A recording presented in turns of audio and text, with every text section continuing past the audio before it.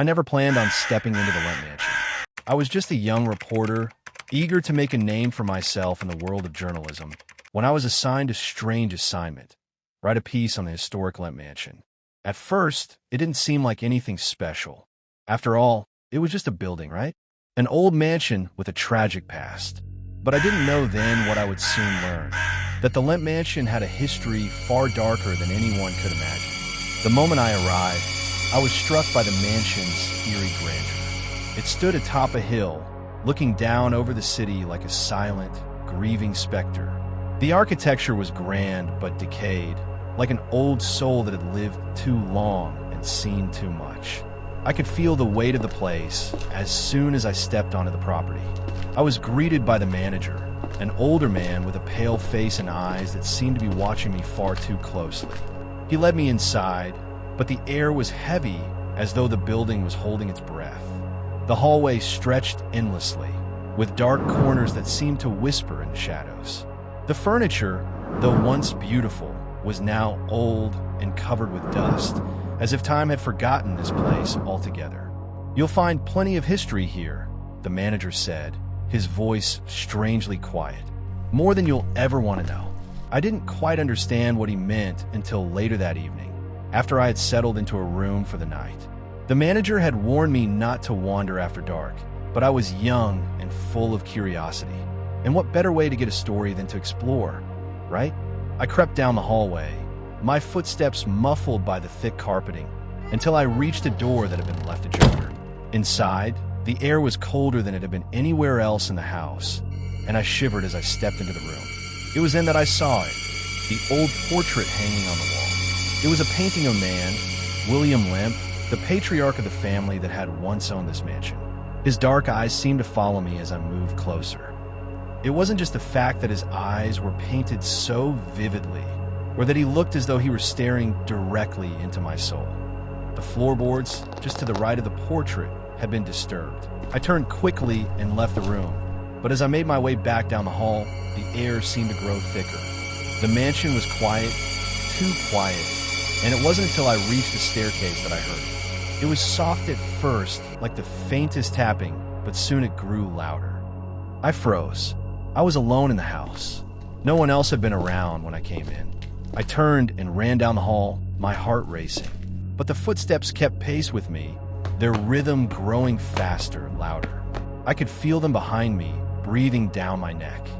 Panicked, I found myself stumbling into the dining room. The table was long and covered with an ancient cloth. I didn't stop to wonder why a room that hadn't been used in years was still set up for a meal. I just had to get out. The footsteps stopped. But then, from the corner of the room, I saw a figure, an outline, faint and translucent, standing by the window. I felt an overwhelming sense. I looked closer and realized it was a man, William Lemp himself, standing there as though he were waiting for something. I opened my mouth to speak, but no words came out. Suddenly, the figure disappeared. My legs gave out, and I collapsed onto the floor, my head spinning. I scrambled to my feet and rushed out of the room, my heart pounding in my chest. The footsteps resumed, but they didn't follow me. They seemed to be moving away. I stumbled down the staircase, reaching the front door as fast as I could. I didn't look back as I left the mansion, but I could still feel the eyes of the Lemp family on me, watching from the shadows. The next day, when I tried to speak to the manager about what had happened, he simply nodded as though he knew exactly what I was talking about. I left St. Louis soon after. I never wrote the story about the mansion. How could I? No one would believe the truth. I tried to forget it, to push it from my mind, but sometimes late at night, I still hear those footsteps echoing through my memories. And sometimes, when I close my eyes, I can still see William Lemp's face watching me from the shadows.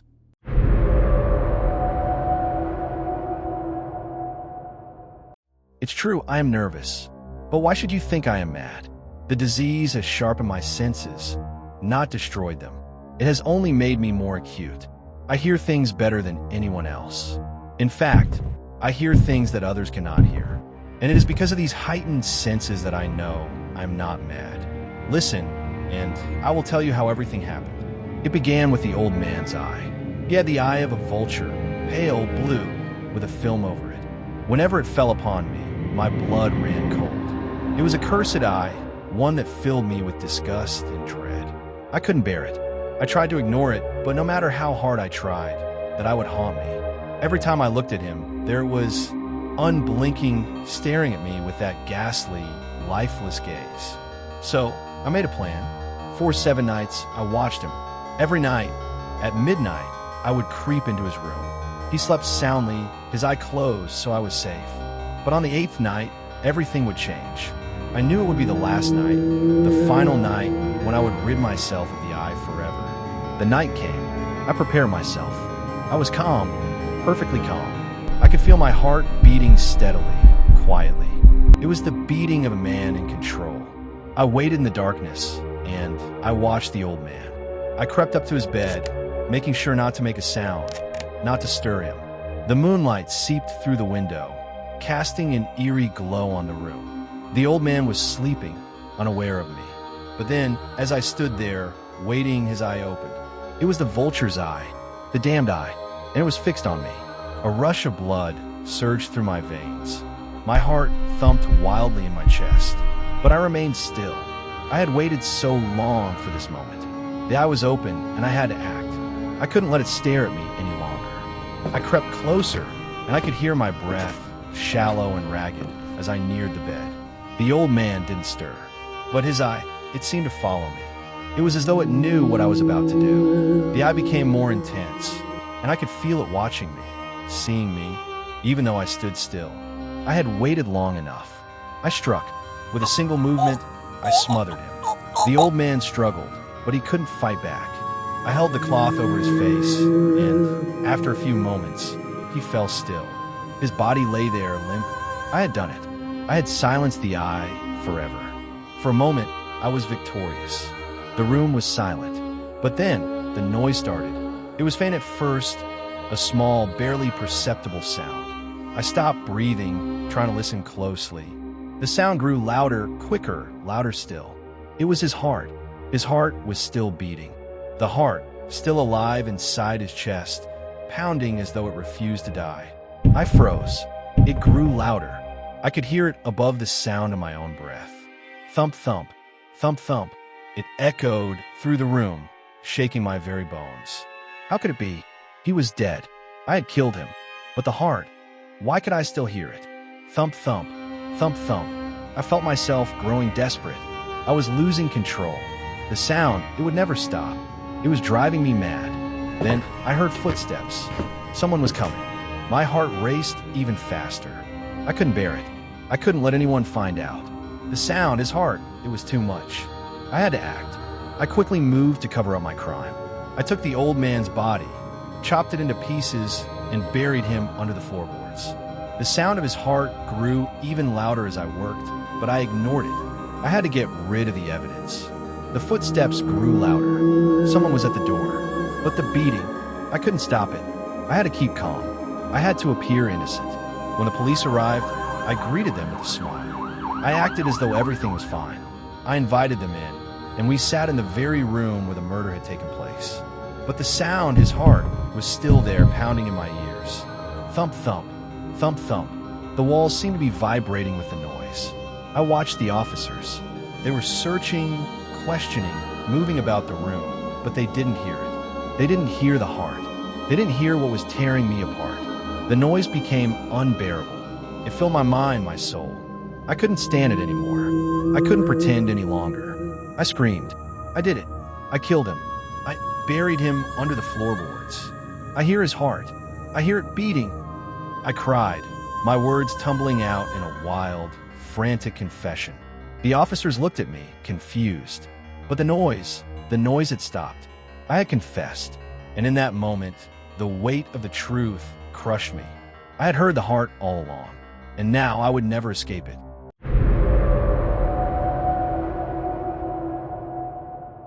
I wish I could say that I have nothing to fear, but the truth is, fear is my constant companion. I've seen things that I can never unsee, and I don't know how much longer I can bear it. It began with a Senaf wait, but even that wasn't the most disturbing part. It was her father, Ephraim Waite, who truly terrified me. The house they lived in was dark, oppressive, and it always smelled of dampness and decay. Asenath led me to a sitting room where her father, Ephraim, sat in a chair by the fire. There was something wrong with her. He had an unnatural influence over his daughter, and I began to suspect that she was more than just a woman. But I was drawn to her. It wasn't attraction in the typical sense. It was more like an irresistible pull, like something ancient and forgotten was calling me toward her. There was something about her, a coldness in her demeanor, a sharpness in her eyes, that unsettled me from the start. The Waite family had lived in the town for generations, and there were whispers about them. Whispers that even I, a rational man, couldn't ignore. I arrived at the mansion just after dusk. Asenath and I became friends, or perhaps, more accurately, I became someone she could use. At first, I dismissed them as the usual town gossip. At least, that's how it felt. The door creaked open before I could knock, and Asenath stood there, pale and emotionless, her black eyes fixing on mine with an intensity that made my blood run cold. We sat in silence for what felt like hours. Asenath is still out there, somewhere, and the thing that walks in her skin still hungers. I turned toward the door, and there, standing just beyond it, was a figure. It was never Asenath. It was always her. What did he mean? I didn't understand. Not fully, but in that moment I knew one thing. I was trapped, caught between the nightmare in the doorway and the old man in the chair who had not moved a muscle. I've tried to forget. I've tried to bury the memories of that night deep within my mind. She had been distant lately, her behavior increasingly erratic, and I couldn't help but feel something terrible was going to happen. I turned and ran. I bolted through the door, through the house, out into the night. I've seen the way she looks at me from the shadows, that same cold, dark gaze. The voice came from the doorway. It wasn't Asenath's voice. No, it was something far more insidious. But I know, deep down, that I will never escape. But I couldn't escape it. That thing in the doorway, that was what she truly was. But as I stood to go, something happened. I could still hear that voice, faint but insistent, calling me back, begging me to return. It wasn't Asenath. And the worst part? I'm beginning to feel her calling me again. The eyes were wrong, far too large. They glowed with an unnatural light, and when it smiled, I saw teeth, sharp, gleaming, and not at all human. The name may not mean anything to you, but it's burned into my mind forever. Don't fear her, Ephraim's voice rasped. It's only a temporary arrangement. Eventually, I could take it no longer. My nerves were fraying, and I excused myself, saying I needed to leave. And I know now, what Ephraim said was true. A guttural, rasping whisper that chilled me to the bone. That was when I heard it. A voice, faint at first, but growing louder. I had no idea what I was walking into when I accepted her invitation to dinner that night. He was an old man, twisted and frail, with a voice that rasped like the wind through dry leaves. A being that had taken her form, an entity that had inhabited her body for years, lurking beneath the surface, feeding on her life force. Asenath was not human.